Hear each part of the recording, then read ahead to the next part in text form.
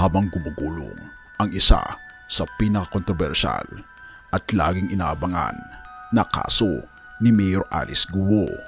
May dalawang nakakakilabot na pangyayari ang nangyari habang gumugulong ang kaso ni Mayor Guo dahil ang engineer na pumirma sa plano ng gusali na may koneksyon kay Mayor Alice Guo ay namatay dahil sa atake sa puso noong Mayo 17 at bago pa matapos ang buwan ng Mayo. Isang kamatayan na naman ang talaga namang kontrobersyal na nangyari.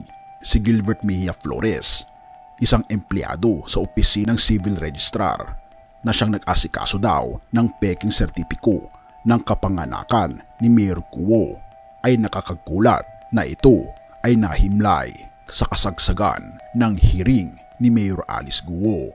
Ang tanong ay, may kinalaman ba si Mayor Alice Guo sa misteryosong pagkamatay ng dalawang taong ito na may kinalaman sa kaso ni Mayor Alice Guo? Halika, atin itong pag-usapan mga kaibigan.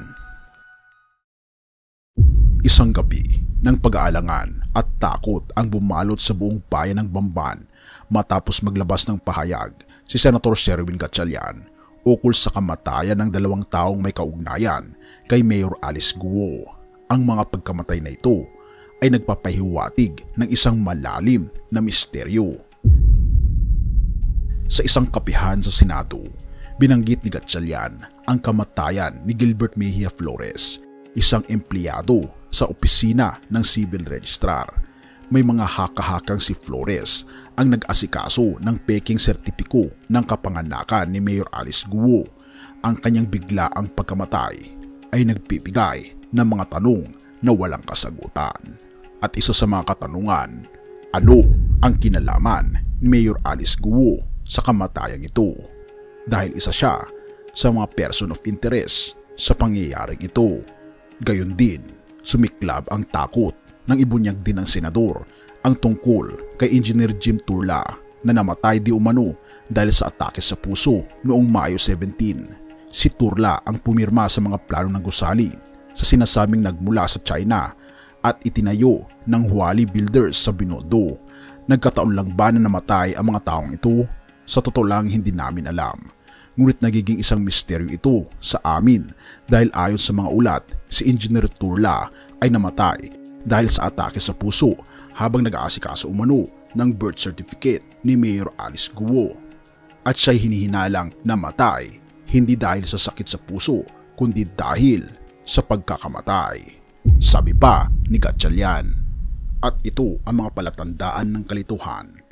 Gayunpaman, sinasabi ng mga ulat ng pulisya na maaring may foul play sa nangyari. Ngunit iba ang sinasabi ng mga kamag-anak. Hindi namin alam ang katotohanan. Isa itong misteryo para sa amin dahil ang mga taong ito ang nawawalang piraso ng palaisipan. Marami silang magbibigay ng paglilinaw sana, dagdag pa niya.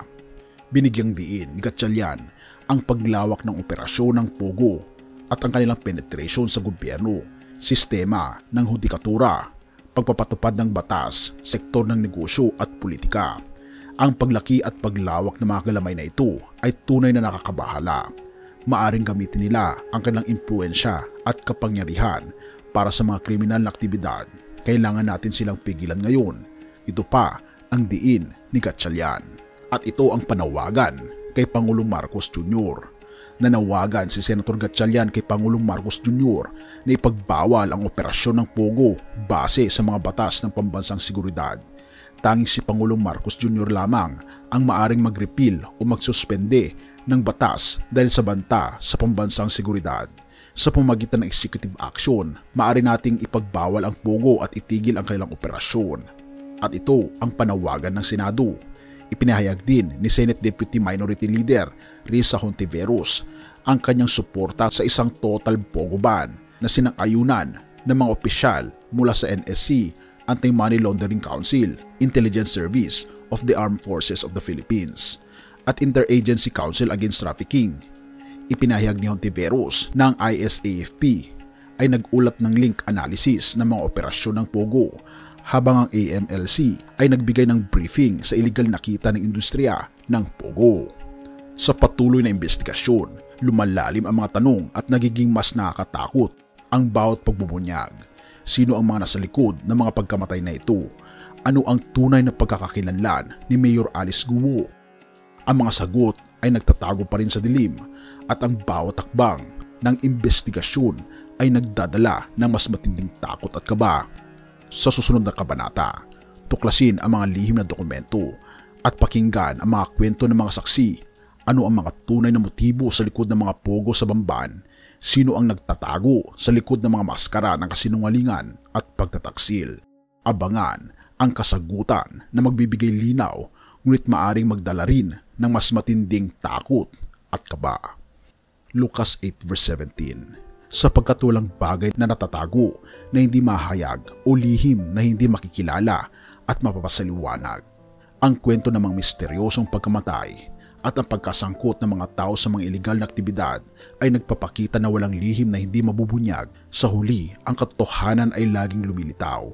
Ang mga pagtataksil at pandaraya ay hindi maaring maitago magpakailanman at ang katarungan ay darating sa tamang panahon. Tayo'y manalangin. Ama naming banal at makapangyarihan naming Diyos, kami po ay lumalapit sa inyo na may kababaang loob at pusong puno ng pag-asa na sa gitna ng mga misteryosong pagkamatay at kontrobersya, hiniling po namin ang inyong gabay at liwanag upang maibunyag ang katotohanan. Ama naming Panginoon, basbasan po ninyo si Senator Sherwin Gatchalian at ang iba pang mga lider na naghahanap ng katarungan. Bigyan niyo po sila ng lakas ng loob at karunungan upang maipakita ang tamang daan at maprotektahan ang mga inosente. Ama naming Diyos, inaalala namin ang mga pamilyang naiwan ng mga yumaong sina Gilbert Mejia Flores at Engineer Jim Turla. Ipagkaloob niyo po sa kanila ang kapanatagan at kaginawaan sa gitna ng kanilang pagdadalamhati. Naway makamtan nila ang hustisya na kanilang hinahangad. Kami po ay nananalangin din para kay Mayor Alice Guo. Naway maliwanagan ang kanyang pag-iisip at maramdaman niya ang inyong gabay sa bawat desisyon na kanyang gagawin. Kung mayroon mang mga lihim na nagtatago, naway lumitaw ito sa tamang panahon upang maipahayag ang katotohanan at magkaroon ng hustisya.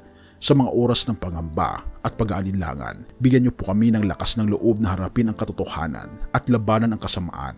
Turuan niyo po kaming magtiwala sa inyo at sa inyong makapangyarihang kalooban, sapagkat alam po namin na sa inyo ang katarungan at katotohanan ay laging nagwawagi. Salamat po aming Panginoong Diyos sa inyong walang hanggang pagmamahal at awa. Sa inyo po namin itinataas ang lahat ng aming mga pangarap at adhikain sa buhay. Naway maganap ang inyong kalooban sa aming buhay at sa aming bayan.